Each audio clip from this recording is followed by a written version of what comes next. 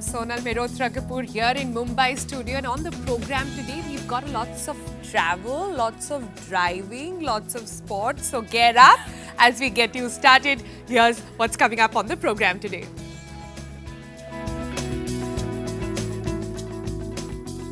The summer is here. Hills or the beach? Where do you really travel? What are the trends emerging from Gen Z? Worry not if you haven't made your travel itinerary just yet. We've got the hottest travel trends this summer coming up on the program. And very much still sticking to that domain, Tamil Nadu launching e-pass portals for entry to hill stations. So the famed Ooty, Nilgiris, you need a tourist e-pass to enter Kodai Canal too now. Planning impromptu trips may take a hit, but maybe that's part of the bigger purpose. We'll take a deeper dive right here. Our person of interest on the program today is a 71-year-old inspiring Amma. She's a driver who doesn't just drive two-wheelers, cars, trucks, even JCBs and cranes. 11 licenses in her name. How does she do it all? And a sprinkling of star power, Rajkumar Rao spilling the beans on his upcoming feel-good film, Shri Kant. He's also the Election Commission's national icon for voter awareness. So he appeals to the voters to step out and vote. This is an exclusive conversation coming up on the program. And the IPL 2024 highlights from the match on Wednesday. SRH versus LSG. SRH defeat LSG by 10 wickets. Mumbai Indians knock out after SRH demolish LSG.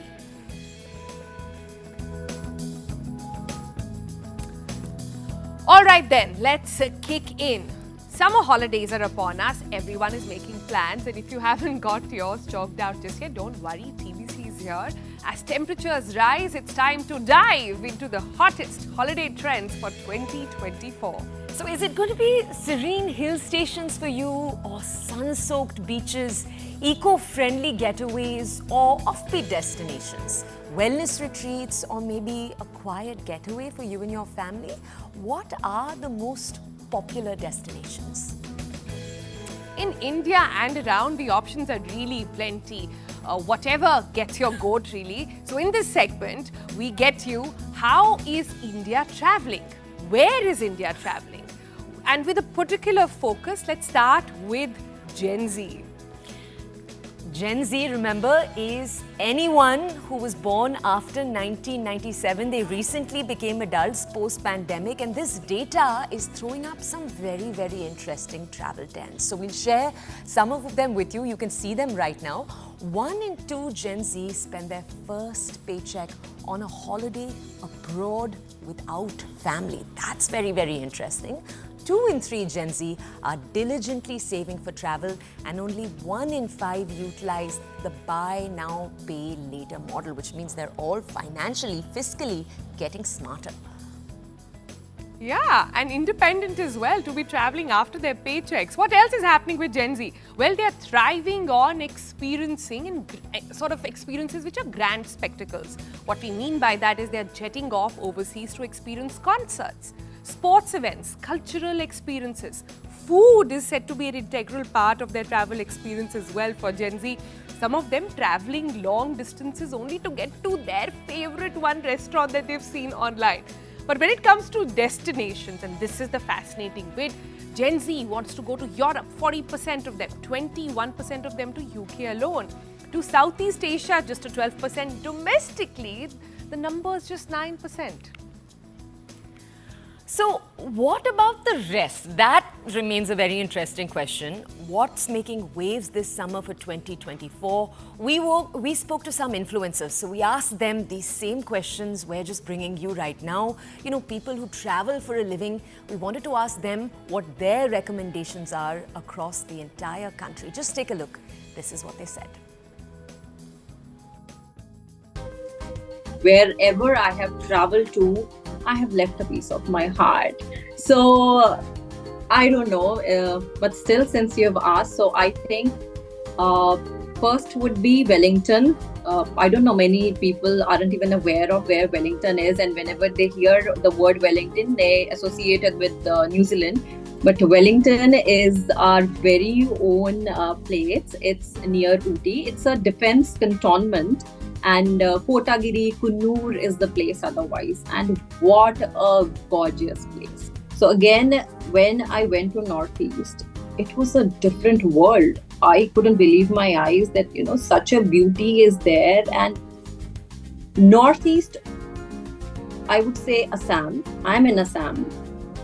Go to Assam. Go to Arunachal. In Arunachal, Manchukia is a place. Zero is a place. Go there and you would be just, surprised and shocked that, wow, is this India? Beautiful, gorgeous, and you'll be in real bliss once you reach there. And another one, I would say Ladakh. Ladakh needs no introduction. So the blue, clear blue saturated skies and the massive rocky mountains, the contrast is quite prominent there. And it grows onto you. It's again a different world and something which will always remain very close to my heart, because we did road tripping from Delhi to Ladakh, and it was about a fortnight that we spent there, and what a beauty. The travel trip for Gen Z will be try to explore that heritage of India. There are a lot of places in South India, like in Karnataka, even in Kerala and everywhere, Tamil Nadu. Try to explore that heritage of India. Those are not the things which you have experienced. You have experienced the pubs, the bar, everywhere. You have experienced the beaches. But try to understand the India's traditional places. There are multiple places here in India which you can explore. So that will be my travel trip for them. Not too mainstream, because everything is commercialized here in Bangalore. Most of the people have visited. But there are a lot of places like Nandi Hill. There is one Jain temple which is so beautiful that if you go on the top of that, you will see the whole area and you will feel so relaxed. There is a lake beside that. I'll definitely want everyone to go and experience, and also definitely not to forget the food. Do try it over here. All right then, so those are some of the recommendations from people who do this for a living, right? So clearly you got to take them seriously. We're talking about domestic locations. The biggest question when planning a holiday is, where will we stay? How is India answering this question? Will the travel industry, which is booming post-pandemic, get it? And well, we've got a guest for on that note in our studios today. We're joined by Devin from Saffron Stays. Good morning, Devin. Thanks so much for being with us. Domestic travel has clearly picked up. It's a major trend as well. But do you see people picking particular locations or experiences? What are you seeing as a trend here? I think offbeat destinations is definitely one of the biggest trends that we are noticing. So at Saffron Stays, we usually place our villas or our homestays or our luxury homes not necessarily in the main cities. Like even if it's Shimla, it would be in Shelapani, it would be in Narkanda, it would not be in Shimla. Or if it's, for example, on the way to Manali, then you take a detour and get into the Great Himalayan National Park and stay in Tirthan Valley. Small village called Guchani, but that's the gateway to Great Himalayan National Park. Or if it's Dalhousie, then you look at Chamba, and we have a house we just launched yesterday. The access to that house is through a speedboat. There's no other way. Wow. And there's just nothing around. So those are the kind of offbeat locations. So if you go to South India, you look at beaches like Hejmadi, you look at beaches like Gokarna, and people are ditching the mainstream destinations, and they're saying, let's go to these offbeat places, because anyway our children are going to grow up, go out of the country. Let us show them the country. Let us show India what it is really known for, what it is really beautiful for. That's quite nice. Yeah. Beautiful. So we all saw those long lines last year to hit the hills. You were hearing of jams that were like 4 hours long, 5 hours long. Do you think this summer we could maybe see a repeat of that? So yes, unfortunately, you're going to see a lot of that happening, because people will take out their cars and they will drive. And nothing wrong with that, but you got to be a little smarter. Try the weekdays. try going to destinations which are not necessarily, you know, the mainstream Manali, Shimlas and the Nilgiris. Of course, you know, some of the states have implemented e-passes. Get a little smarter about planning your travel. You could even fly to certain destinations because there are a lot of these new airports which are coming across the country. The Udan scheme is working well for a lot of, yeah, so be a little smarter. Also, you got to know that the HNIs have always been smart about this. They always knew that they had to place their villas or their homes secluded far away from the maddening crowds. So there's already a market is what you're saying. There is already supply, there's already, and you have to understand mainstream, if you look at, you know, alternative accommodation, it's no longer alternative, it's mainstream. Right? Nice. 3 years ago, 4 years ago, pre-COVID, maybe you could have called it alternative accommodation. But now, villas, homestays, vacation homes, they are all mainstream. They are, and you're actually right about it. So few of us actually go to hotels now. We are constantly looking at experiences, which brings me to my next question. So we saw in the Gen Z trend that they clearly want experiences. Yes. So go to a place with a speedboat, or go attend a concert, or immerse yourself in a culture, but also exclusivity. Yes. Is that something which is on top of mind for general public at large? Yeah, privacy. I will use the word privacy. And it's privacy of you and your children not being judged. You know, you not rushing to the buffet line, you know, early in the morning, having to wear makeup and your clothes. You can just get into your pajamas, wake up in the morning and have breakfast by the pool. That's true. Right? Or you're not trashing one person's room or meeting everybody in the lobby. You have the whole house to yourself. So I think this privacy or this, you know, this exclusivity of experience, you have the whole place. The expectation is the same amenities that exist in a resort. The expectation is the same ones are available, but in a home. So I want a fruit-fired pizza oven. I want a casino table. I want a home theater. I want a private den. I want the, you know, maybe a swimming pool. I want jacuzzi. I want all of that, but only to myself. Only to me and my family. Only to me and my group of friends. Right. I don't want anybody else there. Right, right. Deven, you were an executive before you got into this entire industry. We never talk about the hosts. Tell us, how are Indians as guests? What's your favorite thing? Because I'm sure you get a lot of foreigners too. What's your favorite thing about Indian guests, wherever they come from? Oh, Indian guests, actually, particularly in the summer holidays, are all about families. In fact, I have so many of my friends who call me and say, you know, Deven, this is the only time I switch off my phone and I dedicate all that time to my children, to my spouse, and this is the reality, because the rest of the year you're on business travel, you're traveling across the world for meetings, events, conferences. This is the only time when your schools are shut, your exams are over, undiluted, unrestricted, you know, exclusive time for your family. Yeah. So I think Indians in this particular season are looking at longer holidays. For example, if you recall, when we were small, I was small, we used to take 2-3 weeks holidays. Yeah. Now that duration from 2 to 3 weeks has come down to 6 to 7 days. Actually true, yeah. Yeah? That also seems long. That also seems long, Yeah. because you got to head back to your you know, jobs or your lives. But you know, but those long holidays are now reserved for international. But you know, the shorter ones, the snacking as we call it, the holiday snacking, in summers particularly is 4, 5, 6 days. Yeah. It's not the usual long weekend traffic that happens through the year. I agree. Also, I think a lot of people are traveling on road versus taking flights. Yes. Nobody wants to do that with kids anymore, but that's an interesting trend. Yeah. Thanks, Deven, so much for joining us. Thank you very much, Sonal. Thank you, Toya. Thank you for those insights. Okay, now you know where you can travel to. We hope this has brought you that. But how can you travel? How should you travel? Let's bring in Shehnaz Treasury. She's both an actor and now a well-established travel influencer onto the program. We wanted to ask her, because she's traveled all around the country, she's noticed some very interesting and disturbing trends. So we thought we'd bring her on to talk a little bit about it. Hi, good morning, Shehnaz. Thanks so much for joining us. Lovely to have you on TVC. You already look like in holiday mode in that hotel room. But let me start by, you know, we've seen so many of your videos and you talk about travel habits. The one that has been most watched is the one where you speak about, you know, how Indians travel and sometimes how they should not. Do you want to add on to that?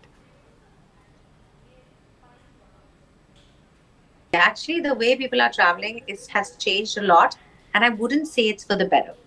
Okay. Yes, the travel industry is booming like never before. And I'm a travel content creator and a travel influencer. So actually, I should be saying that this is great, but it's also actually not so good for the environment, which is a dilemma that I'm actually facing right now as a travel content creator. So, but people are traveling. It's not like when we were kids where people would save up for one summer vacation and go. People make a lot of trips, especially Gen Z, through the year.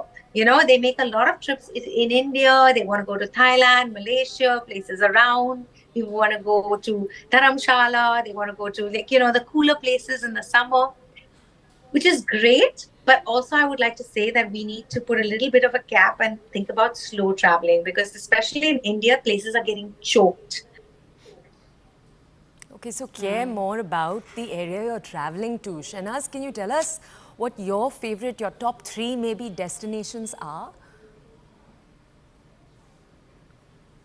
During the summer, definitely Kashmir, although Kashmir again is like super crowded right now. During the summer, Ladakh is beautiful. Himachal is gorgeous. Uttarakhand is lovely. But as I said, these places are choking with traffic and pollution and population. And so we really need to be conscious travelers. Thank you, Shahnaz. That's such an important message for us to put out in this entire segment. So all this talk of travel, though, it's making me crave. But we are here, we're in studio. I'm in Delhi, you're in Mumbai, but no harm reminiscing. SMK, Sonal, tell me, your top go-to place. Oh, that's an easy one. I'm an out-and-out mountain girl, so for me, it's always Bhimtal. I go there, I detox, I keep my phone aside. And the first travel that we did with my daughter was just about 40 days was actually there. Oh, you have that on the screen as well.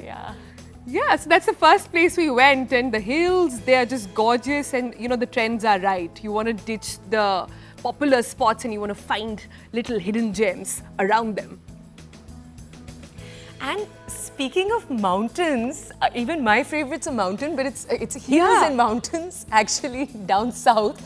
That's Vagamon. Vagamon and Kochi are right next to each other in Kerala. And in Kochi at least, these are still visuals of Vagamon that we're showing you. But 2 hours away about you have Kochi, and those are visuals from the Kochi Biennale that happens every few years. So you have to check in on the dates. It happens in Kochi. Kochi is incredible. It's a melting pot of culture. You can cycle from place to place. And they've done a beautiful job of putting Indian artists right at the forefront, especially in the Biennale, supporting local artists. Right. So it's really something you should check out if you're a fan of art and tourism. Yeah, I love that you took a little trek there, Toya. That seems quite nice and fascinating. But talking about making itinerary, let's also remind our viewers who are planning a trip down south or are going to Ooty specifically. The Tamil Nadu government on Sunday actually announced the launch of a portal for registering to obtain e-pass to enter the hill stations if you're going towards Nilgiris or Kudaikalan this summer. The whole process can be done online, I believe. You can start May 7th if you're planning to travel to these spots, right? That's a very necessary step. But what was the thought process? Earlier we were seeing Shahnaz talk a little bit more about the importance of environment, and for destinations with delicate biodiversities like these ones, e-passes allow admin to be prepared in some ways. Basically, they can predict how many people are coming in, the congestion in these spots can be reduced. This will hopefully be better for the environment. Let's take a look.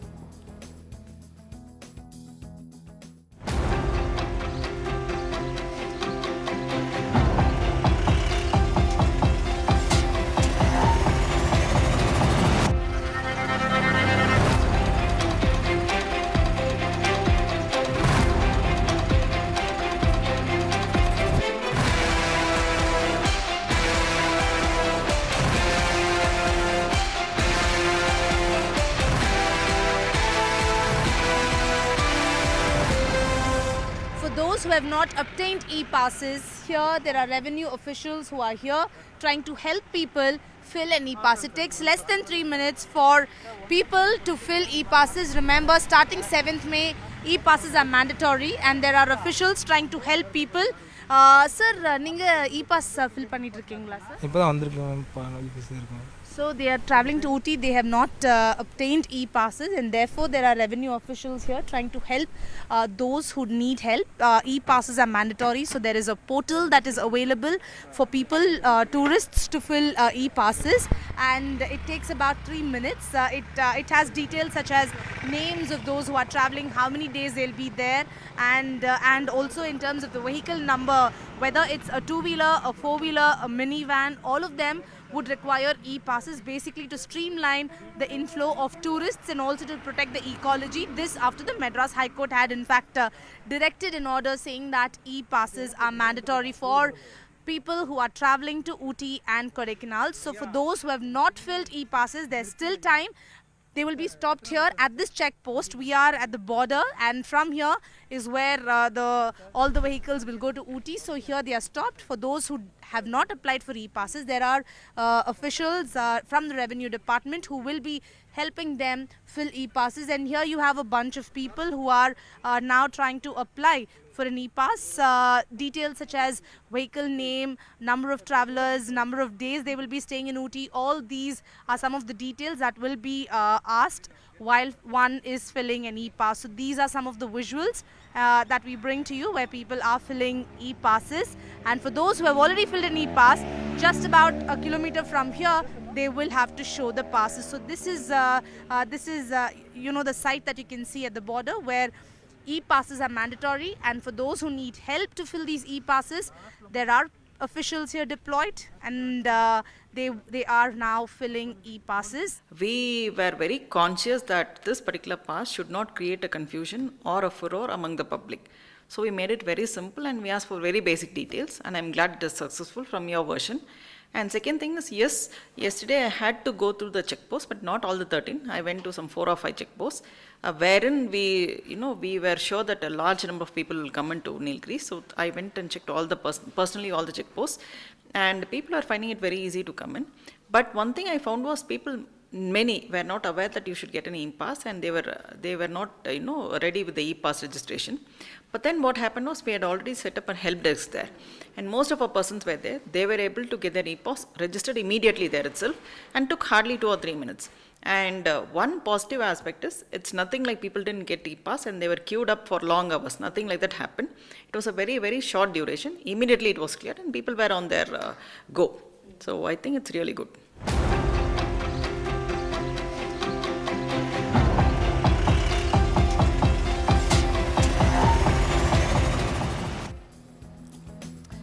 All right then, and talking about that, sticking in the area, Hyderabad city is home to a number of pearl dealers, we are told, and merchants who sell a wide variety of pearls. At almost every market in the city, you will find shops selling gorgeous varieties of these pearl jewelries. Chandanpet in Hyderabad is famous for its pearls, and if you're looking to buy jewelry in Hyderabad, in particular, you want to visit the Lad Bazaar. Our colleague Akanksha Swaroop brings you this special report from the City of Pearls. Take a look.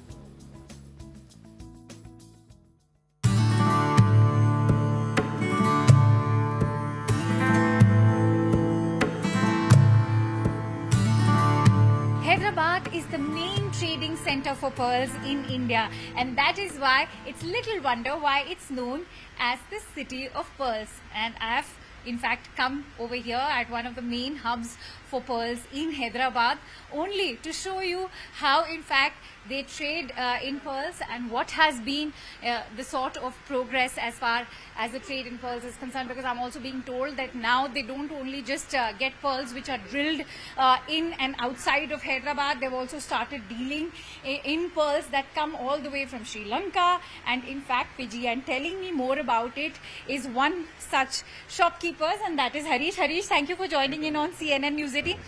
Do tell me what all kind of beautiful pearls that I'm seeing. You were telling me about freshwater pearls versus cultured pearls. How do you make the difference out, first of all? This is cultured pearl, ma'am, man-made. All right. Okay, and these are freshwater. In freshwater, you will get 5 colors, natural colors. One is pink, peach, white, grey, and black. You were showing a test earlier. Can you do that and show me? See, this is cultivated actually. If you scratch the pearl, whether it is cultivated, it can be peel off. Oh, okay? I can see. Okay. The real pearl is nothing but calcium, ma'am. Okay, if you scratch the pearl, only calcium powder will come I out. can see, there's barely any residue coming out from Yeah. this pearl, which is the real pearl. This is real, madam. Again, you can clean it. There is no scratch at all. All right, that's gorgeous. Do show me all the other pearls that you have. Are these all freshwater pearls, Harish ji, as I can see? Yeah. This is fresh water, madam. All fresh water. See. If I may, in fact, request one of the camera persons to come forward and take close-ups of all these gorgeous-looking freshwater pearls. Are there any different names? Because, there is a difference in color, Harish ji. Yeah. Actually, madam, pearls comes three shapes. One is oval, right? Oval shape. One is half round. Which is this shape? These are all ovals? This is full round, right? That is round. Okay. This is flat shape, button shape. And are these the rice ones? Seed pearls. Seed pearls. Yeah. This is seed pearls. Rice pearls. So Harish ji, tell me, where do the freshwater pearls and sea water pearls come to Hyderabad from? Where do they come from? Fresh water, it's come from Chandanpet, and salt water pearls you'll get it from Fiji, Sri Lanka, and Tahitian.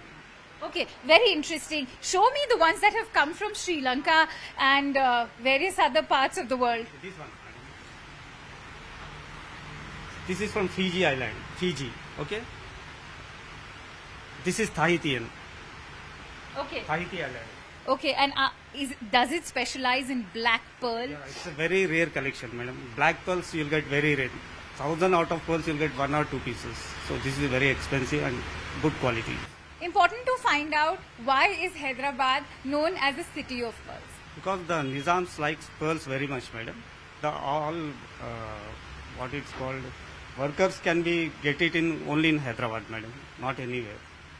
All right, thank you so much for giving me so much information about all these beautiful, gorgeous looking pearls. And in fact, let me also leave you with visuals of me trying out some beautiful, gorgeous pearls over here. It's not every day that you happen to come to the city of pearls.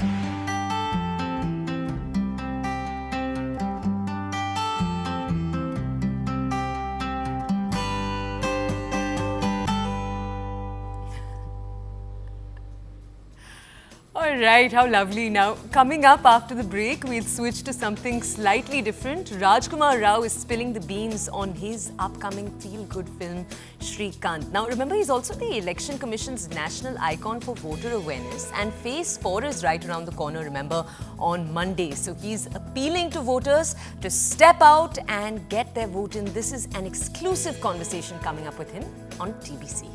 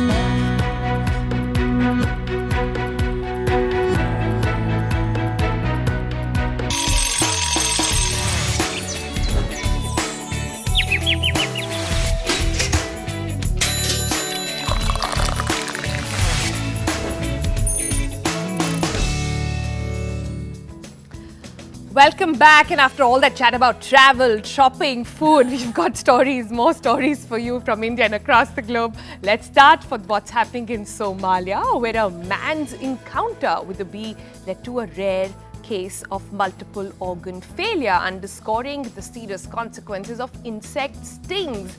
The patient showed significant improvement with the treatment and was discharged after 7 days. We were talking about the importance of respecting biodiversity. Chaos ensuing on a Chinese mountain as a climber became stranded halfway up a cliff for over an hour. Images of the climbers, because there were multiple climbers as you can see, circulated widely on social media, and it drew attention to the problem of overcrowding again and again in spots like this. According to a study published in the British Journal of Sports Medicine, planks and wall squats, two types of isometric exercises, show promise in significantly reducing blood pressure. The American Cancer Society has initiated a groundbreaking set of research to investigate the reasons behind lower cancer survival rates among black women in particular. So by targeting specific demographics, the study is hoping to address research gaps and promote more inclusivity in clinical trial sampling groups. North Korean propaganda master Kim Ki-nam dies at the age of 94. Kim was receiving treatment since 2022. And multiple organ failure led to his demise. And as the extreme temperature of the planet continues to pierce down on people across multiple regions in the world, scientists are saying that this year could beat all the heat records that have existed previously. They're saying it's going to list as the warmest year till now. We talk about this frequently on TBC. Boeing's first astronaut launch witnesses an interruption because of an inactive valve in the rocket. The launch is halted until the next week and will now lift off after the valve of the rocket gets replaced. And this next one's very interesting. When the South Korean hit drama Queen of Tears required a snowy forest for a particular scene in the background, and they couldn't find any that looked exactly like the one they needed outdoors, artificial intelligence came to the rescue. The scene was filmed at entertainment company CJ E&M's virtual production stage. It's equipped with multiple displays, and we'll just show you exactly what was done. Christy Kilburn explains. This scene was created with the help of artificial intelligence. South Korean hit drama Queen of Tears turned to generative AI when the background producers envisioned couldn't be found in real life. The technology learned the structure of complex trees and created patterns in a short time. According to one producer, it's a task that wouldn't have been possible for a human designer. The scene was filmed at CJ E&M's virtual production stage. It's equipped with multiple displays, including a large-scale curved LED screen. Productions often use chroma keying methods, which include green screens. Virtual production producer An Hee-soo says that process makes it hard for actors to imagine the set and perform, and puts limitations on post-production. Virtual production, though, changes that. An points to this car scene as an example. Instead of sitting in a car with a green screen backdrop, the LED screen makes it look like you're on the road. 도심의 건물들이 이 차체 바디에도 묻어야 되고, 운전하고 있는 저한테도 사실 비춰줘야 되고, 근데 그런 것들을 나중에 합성으로 작업을 하기에는 좀 손이 많이 가는 게 아무래도 상황 현실이고요. 근데 이제 LED 스튜디오 찍었을 때는 그런 것들을 한 번에 얻어가죠. An says the technology also frees producers and actors from the boundaries of being on location. About 50 productions have been filmed at the virtual production stage since it opened in 2022. An says that's just the start. 이제 콘텐츠를 제작함에 있어서 모든 분들이 어떤 그 리얼타임 기술들을 활용해서 제작을 하고 세트도 미리 제작하고 촬영도 미리 해보고 또 그것들이 이어서 LED 스튜디오 촬영도 하는 그런 어떤 구조를 만드는 게 그래서 ENM 콘텐츠의 모든 제작 프로세스가 버추얼화되는 것이 어떻게 보면 가장 큰 목표인 것 같아요.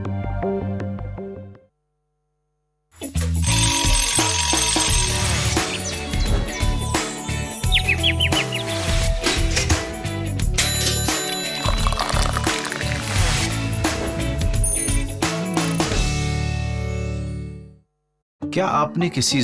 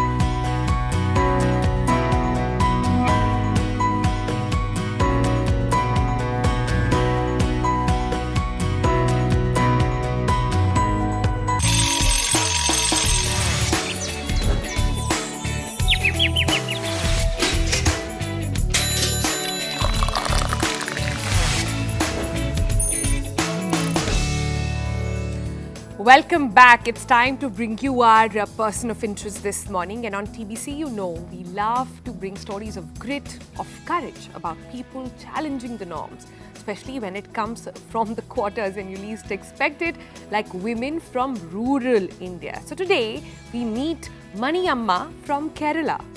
She's a 71-year-old woman. She has licenses for 11 different vehicles. So not just the usual, so not just two-wheelers, cars. She also has licenses for heavy goods vehicles, buses, even specialized machinery like JCB and cranes. And now she's even opened an institute to train young men and women in her own state of Kerala. She's just the morning motivation we all need, and we of course spoke with her. Take a look.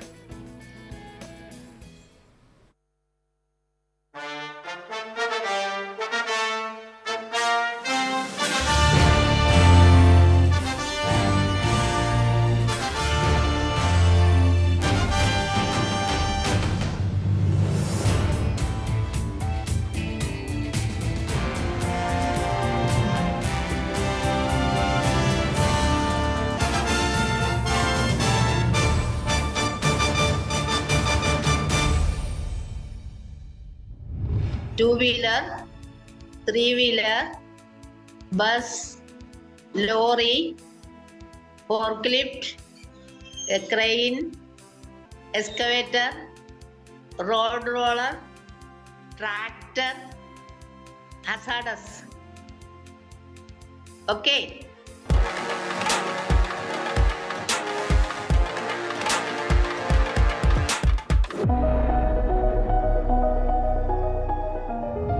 Hardest is trailer. Easy is two-wheeler.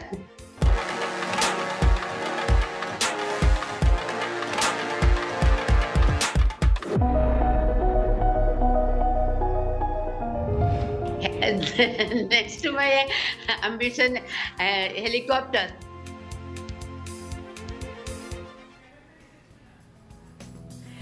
And after that really lovely message, let's take you to something very different. Bollywood's been on a biopic spree. So right from Maidan and Swatantra Veer Savarkar this year, you had Sam Bahadur in 2023 and you had Shabash Mittu in 2022. How does Shri Kant stand out in this list of biopics? Well, it is because it has been a while since we've actually gotten an Aam Aadmi feel-good kind of film. Yeah, and don't we all love that, right? Now, starring Rajkumar Rao and directed by Tushar Hiranandani, now Shri Kant tells the story of a visually challenged boy named Shri Kant, of course. And it is situated in, it was then, in the undivided Andhra Pradesh area. But it's not all that really Rajkumar Rao is in news for. He's also being the Election Commission's national icon of the voter awareness. He made an appeal during that interview asking voters to step out and vote. To you, Raj, is completely off the topic, but this is something that we all felt proud of you about. Recently, since the election fever is going on and you have been elected as national icon for 2024 by the Election Commission, what would be your message for the voters out there? What do you think about India's democracy? No, it's great. I'm very glad that everybody is urging each other to go out and vote, and all the leaders out there also urging everybody to go out and vote, because it's the most important part of our democracy. That this important right that we have as citizens of our country, that we can choose to elect our government. It's in our hands. So I think I've been saying it for months now, but I want to say it through your channel again to please, guys, those whoever is gonna have the elections now in their upcoming elections, please go out, vote. It's the most important exercise that we have as citizens of our country. Unique storytelling for its story, which is such a highly inspiring journey of Shri Kant Bola. And in today's day and age, I think we are all looking for inspirations, because somewhere there are times when we all feel low. We have these big dreams. We want to be successful. We want to achieve so much. It was certainly very challenging. You don't get too many opportunities in life to play characters with disabilities, because it demands a lot of physical transformation. So for that, I had to prep a lot. There was a lot of homework that was needed. It started with me visiting blind schools in Mumbai, and just by sitting with them, spending hours with them, just to get to know them, their body language, mannerisms, their internal struggle about their journeys. And then I started meeting Shri Kant, because it was his life that I was supposed to portray on screen. And with him, spending time with him, I got to learn a lot about his life. And also I would put him on tape, and then I would go back home look at those tapes again and again, that maybe this is a good character trait that I can use in. Into the favorites list of almost everybody in India. you. How do you feel? What are your anticipations about the movie and the expectations from it as well? No, we all are very excited about the film because we have made a film which is full of heart, which talks about such an inspiring journey of Shri Kant. And we've had a couple of screenings in Mumbai. The screenings are going on, and the kind of response we are getting from those screenings, people who are watching it, they're absolutely loving it. We're getting great reviews from all around. Even the trailer, the kind of love the trailer got, it was organically reached to that number, not like anybody had put in money to, sometimes you buy those views also, I'm sure. But it was so organic, everything, because it was such a beautiful story, and so unique, so different from whatever else that we've been seeing on screen these days. But although you have already done Newton in the past, you are again doing a biopic. Was it challenging to properly do the research, touch every corner? Because it comes with a lot of responsibility, because you are representing someone who has been a very big figure for India, somebody that each and every Indian feel proud about. Yeah, no, there was a sense of responsibility, not only for that reason, also because I knew that, Shri Kant, his family, his friends, they would watch the film, they would see the reaction, and they should not complain that, this is not exactly how Shri Kant was. And luckily in our case, those who have seen it, they feel extremely happy with the way it has turned out. So that sense of responsibility is always there when you play a real life character on screen. That let me try to keep it as close to the real person as I can.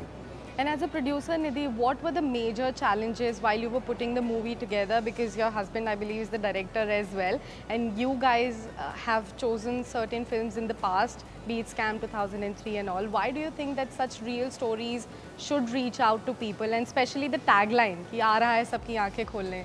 It's a product of the fact that both of us enjoy different types of cinema, and somehow we've happened to align on biopics so far, and under our company we will only produce films that both of us agree on as of right now, till we can expand and do independent projects. The whole journey, to be honest, because I never got a chance to play something like Shri Kant before this. So the whole experience of, just diving deep down into the character and be that guy for the whole process is something I cherish, something I would love to do for all my films. But whenever I get an opportunity, I love doing that, and Shri Kant certainly gave me that chance.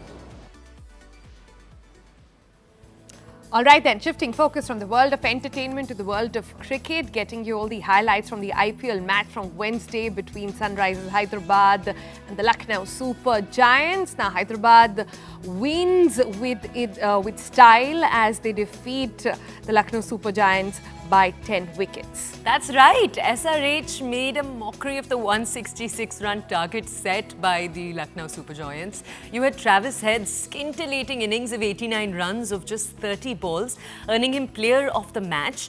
But the other big takeaway, sad for Mumbai Indian fans in particular, in fact heartbreak, as they're now out of the IPL 2024 race. Jamie Alter brings you more. Take a look.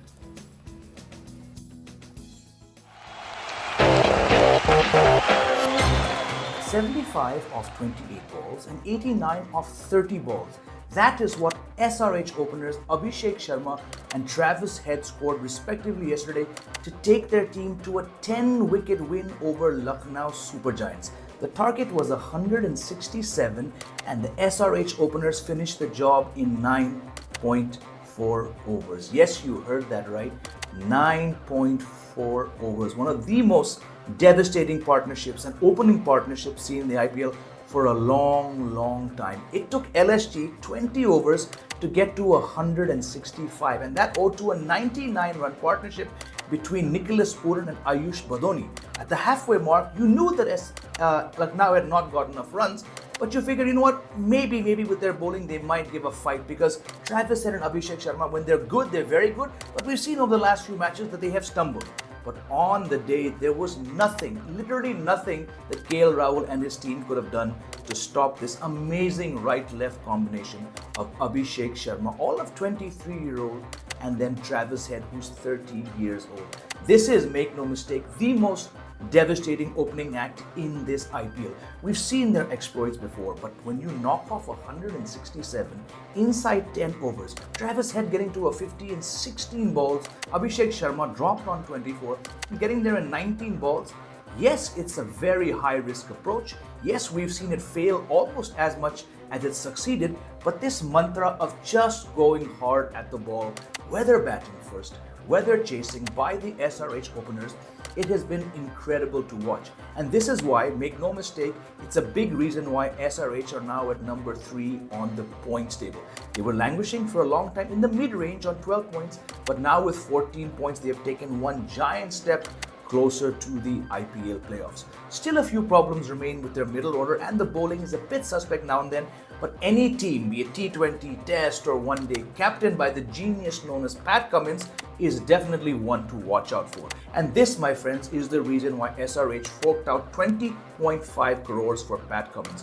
Not necessarily because of his T20 bowling, but because of his captaincy, his leadership, his ability to inspire, and his ability to give whatever players are in his squad at his disposal the license to go out there and believe. And make no mistake, the Pat Cummins imprint, the same Pat Cummins who last year led Australia to the WTC title as well as the One Day World Cup title, his imprint is all over this IPL. Like I said, 167 chased in 9.4 overs by two players at opposite ends of their careers. Travis Head is 30. He's been a multiple title holder for Australia. Abhishek Sharma just 23. Finally, after several seasons, having that breakout year at the top as an opener for SRH. And when you get to 50s off 16 balls, 19 balls, whether it's pace, spin, when you just go out there with this ballistic approach, it puts the fear of God in opposition teams. And yes, as I mentioned, there are a few problems with SRH, but if they can keep this batting up, they will march into the playoffs, and then, it's anyone's game. Because if we've seen throughout this IPL, teams against the backs against the wall, it's the Rajasthan Royals, it's the KKRs, it's the SRHs, more than any other of the other 7 teams who've stood up and done some pretty dramatic things. So once again, I've said it all throughout the IPL, SRH are definitely playoff contenders. And on days like this, when the fielding, how good was the fielding? Those boundary catches, 2 stunning catches inside the power play, backed by some more fielding all throughout the Lucknow innings. Rajkumar Rao bowling his 4 overs for just 12 runs, taking 2 wickets. Fantastic fielding, fantastic bowling, and then capped by another magnificent display of batting by Abhishek Sharma and Travis Head.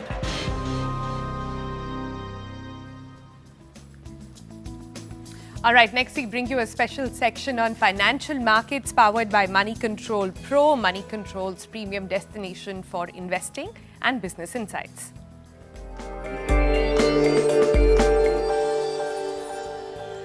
Let's start with market trends emerging this morning. GIFT Nifty trends indicate a muted start for Indian equity indices. The US indices were mixed with early enthusiasm on rate cuts and earnings as well. Now, Asian markets were mixed ahead of the key date from China and Japan. And when it comes to crude oil, prices firmed up as investors took decline in US inventories as a sign of tighter markets. Okay, let's move to sectors now. Booming infrastructure spends by the government and expectations of revival in private capex have seen leading infra stocks do well. However, due to elections, obviously, there's no new major infrastructure projects that are being announced right now. Therefore, will a rally in infra shares continue in anticipation of the government rolling out new projects post an election? That's the big question. Log into Money Control Pro to find out more about India's infrastructure sector and other actionable insights. It's the premier destination for all the investing views and the financial insights that you're ever going to need, brought to you by Money Control.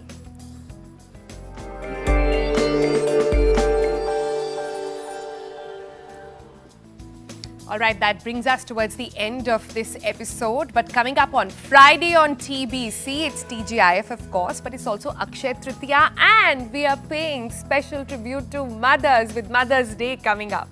I'm just thinking of a holiday. All right, with that, we'll say goodbye from right here on The Breakfast Club.